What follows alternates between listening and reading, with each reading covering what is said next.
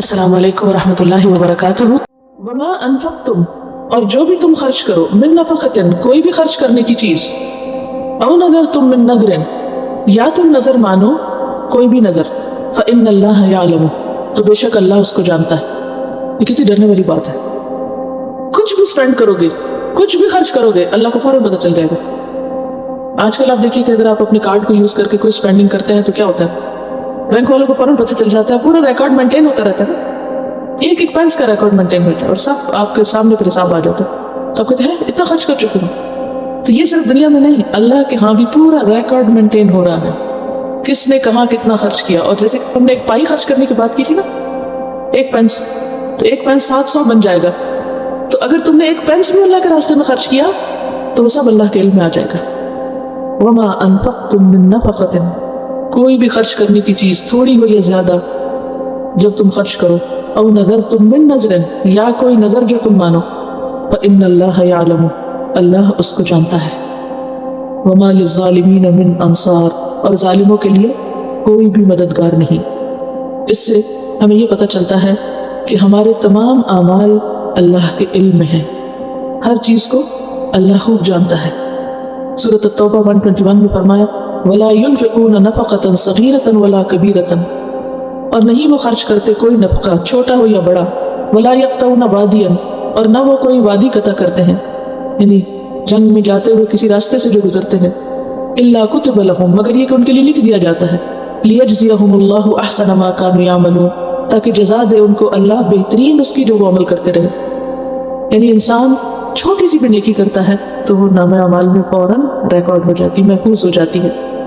और अगर बड़ी कोई चीज़ होती तो वो भी लिख ली जाती है, कहीं से गुजरता है इंसान वो भी लिख लिया जाता है, और आखिर में इन सब चीज़ों को कैलकुलेट करके जमा करके इंसान को दिखा दिया जाएगा और उसके मुताबिक उसको जज़ा मिल जाएगी। हमारे लिए सबक इसमें यह है कि इंसान नेकी के किसी भी मौके को हाथ से न जाने दे, चाहे छोटा मौका हो या बड़ा। फिर फरमाया, इन तुब्दु सदक़ाति फनिअम्मा हिया, अगर तुम सदकात को जाहिर करके दो तो वो भी बहुत अच्छा है। व इन तुख्फूहा, और अगर तुम उसको छुपा के दो, व तुअतूहल फुक़रा, और फुक़रा को दो, फ़हुव खैरुल लकुम, तो वो भी तुम्हारे लिए अच्छा है। तो यहाँ पर फिर सदकात की बात हुई है कि कोई सदका जब तुम दो तो दोनों तरह दे सकते हो, जाहिर करके भी और छुपा के भी। हाँ, अगर फुक़रा को देना है तो फिर बेहतर क्या होता है कि छुपा कर दिया जाए, क्योंकि यहाँ तुख्फूहा व तुअतूहल फुक़रा साथ साथ आ रहा है। व युकफ्फिरु अन्कुम मिन सय्यातिकुम, और वो तुम्हारी बुराइयां तुमसे दूर कर देगा। यानी फायदा क्या होगा सदका देने का, बुराइयां दूर हो जाएंगी। कैसे?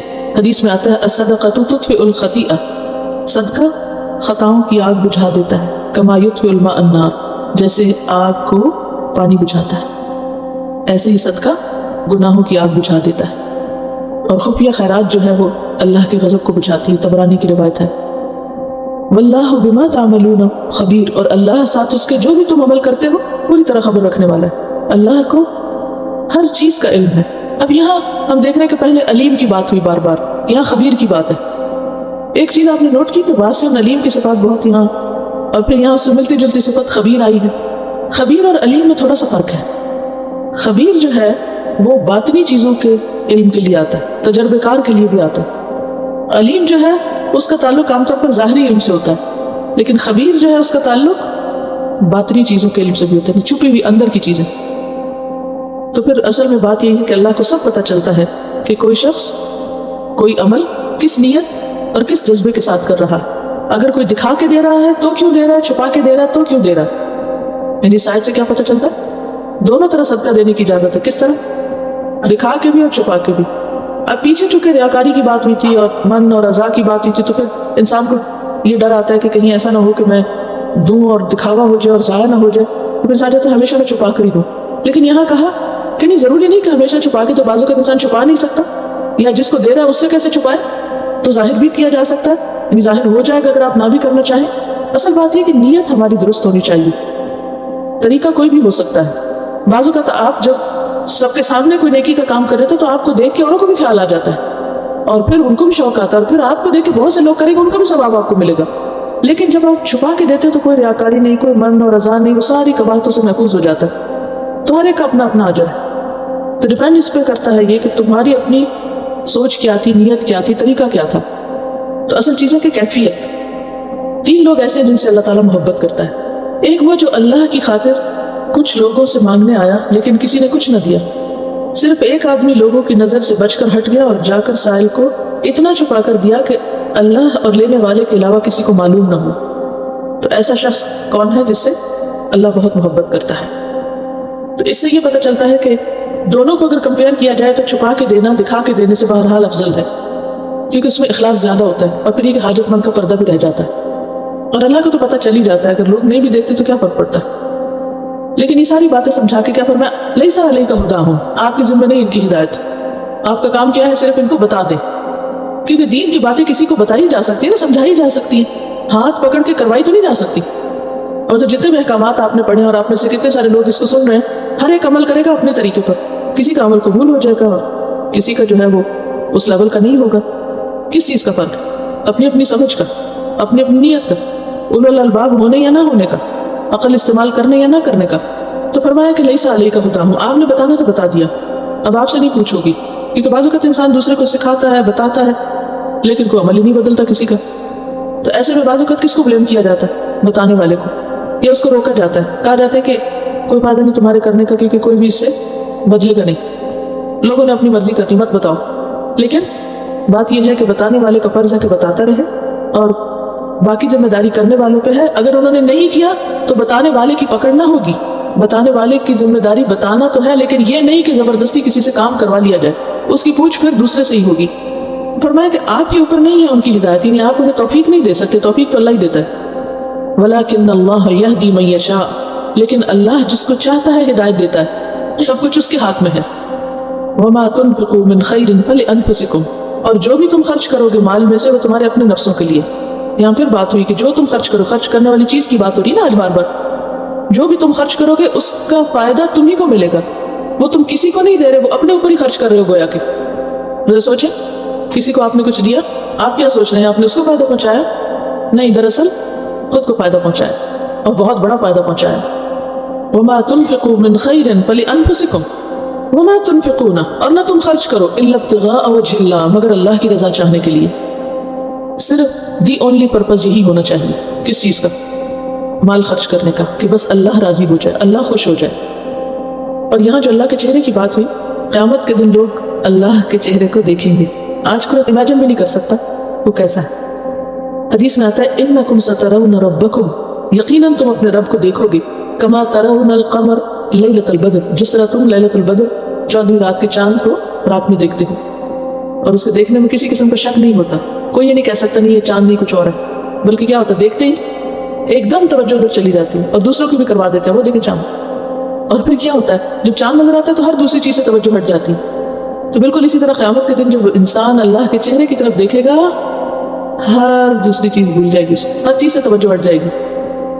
وَمَا تُنْفِقُونَ إِلَّا ابْتِغَاءَ وَجْهِ اللَّهِ، تو جب بھی خرچ کرے تو نیت کیا کر لیا کرے، یا اللہ اس کے بدلے مجھے تو اپنا دیدار کرانا.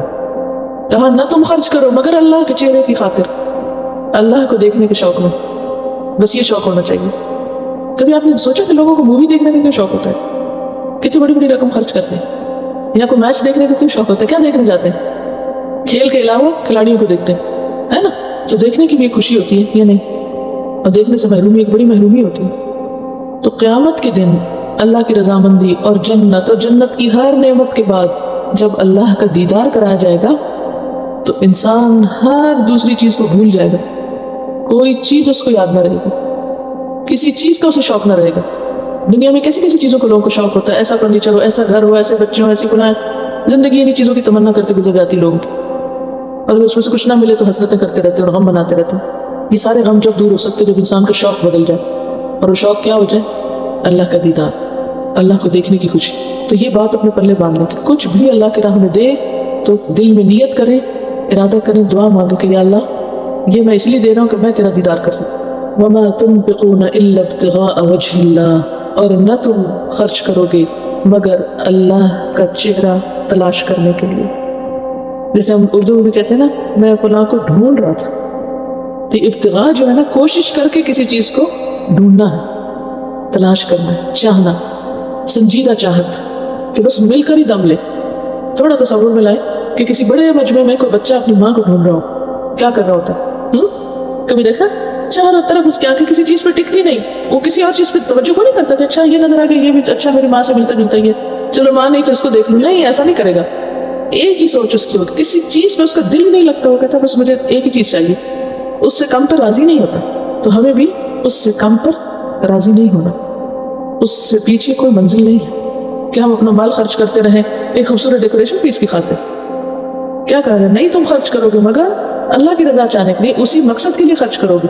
تم اپنا اعلیٰ مال، بہترین مال، قیمتی ترین مال اس کو خوش کرنے کے لیے خرچ کرو، تاکہ کل قیامت کے دن تم اس کو دیکھ سکو. کیونکہ سب سے بڑا بدقسمت اور محروم وہ ہے جو اللہ کے دیدار سے محروم رہ جائے. اس حصے کو مارک کر لیں. وما تنفقون الا ابتغاء وجه اللہ.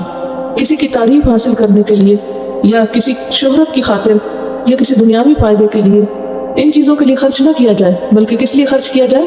اللہ کے دیدار کے لیے. وما تنفقون الا ابتغاء وجه اللہ. اس کے لیے ایک دعا بھی سکھائی گئی نا مسلم دعا میں. دعا میں آتے درمیان سے پڑھوں گی. وَأَسْأَلُكَ قُرَّةَ عَيْنٍ لَا تَنْقَطِعُ وَأَسْأَلُكَ الرِّضَا بَعْدَ الْقَضَاءِ وَأَسْأَلُكَ بَرْدَ الْعَيْشِ بَعْدَ الْمَوْتِ وَأَسْأَلُكَ لَذَّةَ النَّظَرِ إِلَى وَجْهِكَ وَالشَّوْقَ إِلَى لِقَائِكَ فِي غَيْرِ ضَرَّاءَ مُضِرَّةٍ وَلَا فِتْنَةٍ مُضِلَّةٍ اللهم زينا بزينة الإيمان واجعلنا هداة مهتدين. ترجمہ ہے: اے اللہ، نہ ختم ہونے والی نعمت مانگتا ہوں اور نہ قطع ہونے والی آنکھوں کی ٹھنڈک مانگتا ہوں، اور تقدیر کے فیصلے کے بعد اس پر راضی ہونے کا سوال کرتا ہوں، اور موت کے بعد اچھے عیش کا طالب ہوں، یعنی اچھی زندگی کا طالب ہوں، اور تیرے چہرہ نور کو دیکھنے کی لذت کا آرزومند ہوں، اور بغیر کسی ایسی تکلیف کے جو نقصان پہنچائے تیری ملاقات کا شائق ہوں، اور بغیر کسی ایسے فتنے کے جو گمراہ کر دے، جیسے وہ باغ والے کا قصہ. اے اللہ، تو ہم کو ایمان کی زینت سے مزین کر دے اور ہم کو ہدایت یافتہ لوگوں کا رہنما بنا دے. تو یہ جو ہے نا اس میں جملہ وَأَسْأَلُكَ لَذَّةَ النَّظَرِ إِلَى وَجْهِكَ وَالشَّوْقَ إِلَى لِقَائِكَ. تیری ملاقات کا شوق مانگتا ہوں، کیونکہ یہ شوق بھی اللہ دے تو شوق لگے گا نا، ورنہ تو پتہ ہی نہیں کہ یہ بھی کوئی چیز ہے مانگنے کی. ہمیں تو بچپن سے جو دعائیں سکھائی گئی اس میں کہاں ایسے شوق ہے؟ وہاں تو شوق ہے کچھ اور ہی، اور جو شوق ہے دنیا کے انہی کی دعائیں ہیں. وَمَا تُنْفِقُوا مِنْ خَيْرٍ. اور جو بھی تم خرچ کرو گے مال میں سے. آپ دیکھیں کہ جب کوئی پسندیدہ چیز خریدنی ہوتی ہے نا، کوئی پسندیدہ چیز چاہیے ہوتی ہے تو آپ بڑی سے بڑی رقم بھی خرچ کر دیتے ہیں. آپ کہتے ہیں پرواہ نہیں مال کی، بس وہ چیز مل جائے، ہے یا نہیں؟ تو پھر جس کو اللہ کے دیدار کا شوق لگ گیا وہ کیا کہے گا؟ پرواہ نہیں مال کی، بس وہ مل جائے. مال کس لیے بچا کے رکھنا؟ ہمیں تو وہ چاہیے. وَمَا تُنْفِقُوا مِنْ خَيْرٍ يُوَفَّ إِلَيْكُمْ. اور جو بھی تم خرچ کرو گے مال میں سے، يُوَفَّ إِلَيْكُمْ، پورا پورا تم کو واپس کیا جائے گا، ایک پائی بھی نہیں اللہ رکھے گا، اور صرف واپس نہیں کئی گنا زیادہ کر کے دے گا. وَأَنْتُمْ لَا تُظْلَمُونَ. اور تم ظلم نہ کیے جاؤ گے، تمہارا حق نہ مارا جائے گا.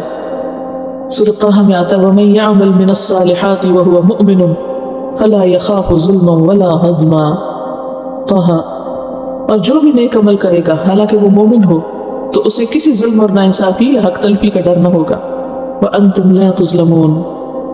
لِلْفُقَرَاءِ الَّذِينَ أُحْصِرُوا فِي سَبِيلِ اللَّهِ. خاص طور پر ان لوگوں کے لیے، ان محتاجوں کے لیے جو اللہ کے راستے میں گھیر لیے گئے، ان پہ خرچ کرو. یعنی خرچ کرنے کی بہت سی جگہ ہو سکتی ہیں، لیکن بہترین خرچ کہاں ہے؟ ان لوگوں پر خرچ کرنا جو قید کر لیے گئے ہیں. احصروا، روک لیے گئے ہیں. کس کام میں روک لیے گئے ہیں؟ فی سبیل اللہ، اللہ کے کام میں.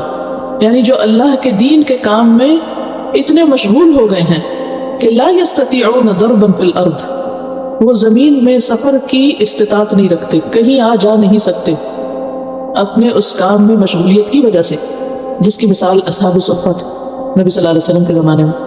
یہ 400 لوگ تھے جو مدینہ میں مسجد نبی کے پاس ہی رہتے تھے، جو پورے عرب سے مختلف جگہوں سے اپنے گھر بار چھوڑ کر وہاں رہ رہے تھے، جیسے کوئی ہاسٹل ہوتا ہے. اب تو دنیاوی ہاسٹل میں ہر طرح کی سہولتیں ہوتی ہیں، لوگ اپنا خرچ کر کے بھی رہ لیتے ہیں اپنے کاموں کو، لیکن وہ لوگ سب کام کاج چھوڑ کر مسلسل علم حاصل کر رہے تھے، اور جب کبھی نبی صلی اللہ علیہ وسلم کو کسی جنگ میں لے جانے کی ضرورت ہوتی تو وہ ساتھ لے جاتے تھے ان کو، کیونکہ کوئی اسٹینڈنگ آرمی تو تھی نہیں. تو ایسے لوگ چونکہ انہیں معلوم تھا کہ نبی صلی اللہ علیہ وسلم سے علم حاصل کر کے اس کو آگے پہنچانا ہے. مدینہ میں بھی بہت سے لوگ تھے جو آپ سے سیکھتے تھے، لیکن بعض اوقات بڑے بڑے صحابہ اپنی دوسری مصروفیات کی وجہ سے مستقل طور پر علم حاصل نہیں کر سکتے تھے. یہی وجہ کہ آپ دیکھیں کہ حضرت ابوبکر رضی اللہ تعالیٰ عنہ کے اپنے بڑے اور کارنامے، بہت نیکیاں ہیں، لیکن سب سے زیادہ وہ آپ صلی اللہ علیہ وسلم کے ساتھ رہے ہیں آغاز سے اختتام تک، لیکن اس کے باوجود ان کے اپنے کام کاج اور تجارت اور مصروفیات کی وجہ سے علم کا جو لینا اور آگے پہنچانا تھا اس میں وہ ان کا حصہ نہیں جو حضرت ابو ہریرہ کا۔ حضرت ابو ہریرہ اگرچہ بہت بعد میں اسلام لائے، لیکن جب اسلام لائے اور آپ کے پاس آ کے اصحاب صفہ میں شامل ہوئے تو بعض اوقات وہ اتنے مشغول ہوتے تھے کہ بھوک کی وجہ سے بے ہوش ہو جاتے تھے۔ آپ صلی اللہ علیہ وسلم ان کو ہلایا کرتے تھے کہ ان کو اور کوئی دوسرا کام تھا ہی نہیں، اور یہی وجہ کہ انہوں نے تقریباً 5000 احادیث زبانی یاد کی اور پھر ان کو آگے پہنچایا۔ کوئی ان سے آگے نہیں بڑھ سکا علم حدیث کے حاصل کرنے اور آگے روایت کرنے میں، اور یہ علم جو اتنا سمیٹا انہوں نے وہ کس قیمت پر تھا؟ ہر چیز سے کنارہ کشی کر کے مستقل طور پر صرف ایک ہی کام، اور اگر وہ یہ نہ کرتے تو علم ہم تک نہ پہنچتا۔ اور صرف ابو ہریرہ نہیں، اور بھی لوگ تھے جن کی تعداد تقریباً 300-400 بتائی جاتی ہے۔ اب ان لوگوں پہ خرچ کون کرتا تھا؟ ان لوگوں پر مدینہ کے جو کام کرنے والے اور تجارت کرنے والے اور کھیتی باڑی کرنے والے لوگ تھے وہ خرچ کیا کرتے تھے۔ تو مسلمانوں کو اس بات کی تلقین کی جا رہی ہے کہ اگر فی سبیل اللہ تم کو مال خرچ کرنا ہے تو ان لوگوں پہ خرچ کرو جو اللہ کے راستے میں گھرے ہوئے ہیں، یعنی اللہ کی خاطر وہ ایک جگہ پر بیٹھے ہیں۔ لا یستطیعون ضربا فی الارض، زمین میں سفر نہیں کر سکتے کہ اپنی تجارت کے لیے یا کہیں جاب کے لیے یا کام کاج کے لیے نکلے۔ یحسبهم الجاہل اغنیاء، جاہل ان کو غنی سمجھتے ہیں، دولت مند سمجھتے ہیں۔ جو ان کا حال نہیں جانتے کہ ان کی مشکلات کیا ہیں وہ سمجھتے تو بہت امیر لوگ ہیں۔ کیوں سمجھتے؟ من التعفف، پاک دامنی کی وجہ سے، کہ کسی سے مانگتے نہیں، کسی سے سوال نہیں کرتے، کسی کے آگے ہاتھ نہیں پھیلاتے۔ تعرفهم بسیماہم، تم ان کو ان کے چہروں سے، ان کی نشانیوں سے پہچان لوگے۔ تمہیں پتہ چل جائے گا ان کے چہرے پر بھوک کے اثرات اور ان کے جسم پر ان چیزوں کے اثرات دیکھ کر تمہیں سمجھ آ جائے گی کہ یہ ضرورت مند ہے۔ لیکن وہ نشانیاں ہر ایک کو نہیں نظر آتی، وہ اسی کو آتی ہے جس کو واقعی دلچسپی ہو۔ لا يسألون الناس الحافا، وہ کسی کے پیچھے پڑھ کے ان سے سوال نہیں کرتے، نہیں کسی کو چمٹتے، نہیں کسی کو ذلیل نہیں کرتے کہ وہ ضرور ان کی مدد کی جائے اور ان کی حاجت پوری کی جائے۔ وما تنفقوا من خیر فإن اللہ بہ علیم، اور جو بھی تم خرچ کرو گے خیر و بھلائی میں سے، مال میں سے کچھ بھی، اللہ اس کو جانتا ہے۔ تو یہاں بنیادی طور پر ایک خاص گروہ پہ خرچ کرنے کی بات کی جا رہی ہے جو عام فقراء، مساکین اور یتیموں میں سے نہیں ہے۔ ایک تو نا سوسائٹی کے عام یتیم، مسکین، فقیر، غریب لوگ، ایک وہ ہیں، لیکن یہ ان میں سے نہیں ہے۔ یہ اپنے گھروں میں اچھے بھلے تھے، یہ فقیر ہوئے، محتاج ہوئے، کس وجہ سے؟ اپنے گھر بار ہجرت کر کے چھوڑ کے مدینہ میں آ گئے تھے۔ اب حضرت ابو ہریرہ کا اصل وطن مدینہ نہیں تھا، مکہ سے بہت سے لوگ جو آئے تھے ان کا اصل وطن مدینہ نہیں تھا۔ وہ کیوں آئے تھے مدینہ؟ دین سیکھنے، نبی صلی اللہ علیہ وسلم کی صحبت میں رہنے، ان سے سب کچھ لے کے آگے پوری دنیا تک پہنچانے کے عزم سے آئے تھے۔ اب ایسے لوگ اگر اپنے کام کاج کاروبار میں لگ جاتے تو پھر دین کون سیکھتا؟ کیونکہ ہر کام کے لیے وقت چاہیے ہوتا ہے، سنجیدگی اور یکسوئی چاہیے، تب جا کے اس چیز کی گہرائیاں اور باریکیاں سمجھ میں آتی ہیں، سطحی علم سے نہیں آتی۔ وہ جو حکمت کی بات ہو رہی تھی نا، تو بعض اوقات وہ حکمت کی باتیں اوپر سے پڑھ کے نہیں آتی، اس کے لیے وقت اور عمر لگانی پڑتی ہے اس کام میں، اور یکسوئی اختیار کرنی پڑتی ہے۔ تو ایسے لوگ جو دین کے کام میں اتنی سنجیدگی سے جمے ہوئے ہوں، جس کے بارے میں سورۃ الحشر میں بھی آتا ہے، للفقراء المہاجرین الذین اخرجوا من دیارہم واموالہم، وہ مہاجر فقراء جو اپنے گھروں اور مالوں سے نکال دیے گئے اور وہ مدینہ آ گئے، تو ان کو تم پہچان لو گے اور ان کے اوپر تم خرچ کرو، تو وہ بھی فی سبیل اللہ خرچ کرنا ہے اور بہترین خرچ کرنا ہے۔ لیکن یہ ہے کہ تمہیں ان کی پہچان میں تھوڑی مشکل ہوگی، یعنی وہ عام لوگوں کی طرح نہیں ہے۔ ظاہر ہے کہ جو شخص دین کے کام میں لگا ہوا ہے اس کا مقصد دنیا کمانا نہیں ہے، اور وہ اپنی ظاہری حالت اور اپنے رویے سے لوگوں کو دعوت نہیں دے گا کہ آؤ تم مجھ پہ خرچ کرو۔ دوسروں کو خود اس کا پتہ کرنا ہوگا، ان کی ذمہ داری ڈالی گئی کہ تم معلوم کرو، تم جاننے کی کوشش کرو۔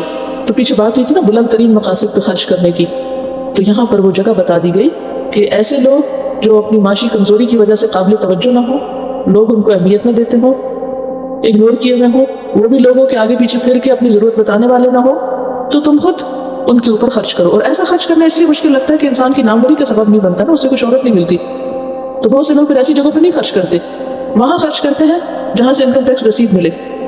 الذین ینفقون اموالہم، وہ لوگ جو خرچ کرتے ہیں اپنے مالوں کو، باللیل، رات کے وقت، والنہار، دن کے وقت، سرًا، چھپا کر، وعلانیۃ، ظاہر کر کے، فلہم اجرہم عند ربہم، ان کا اجر ان کے رب کے پاس محفوظ ہے۔ اب یہاں ان ساری انفاق کی آیات کا اختتام ہو رہا ہے، اور اختتام پر ایک خلاصہ کر دیا گیا ہے۔ آغاز کہاں سے ہوتا ہے؟ یا ایھا الذین آمنوا انفقوا، اے ایمان والو خرچ کرو۔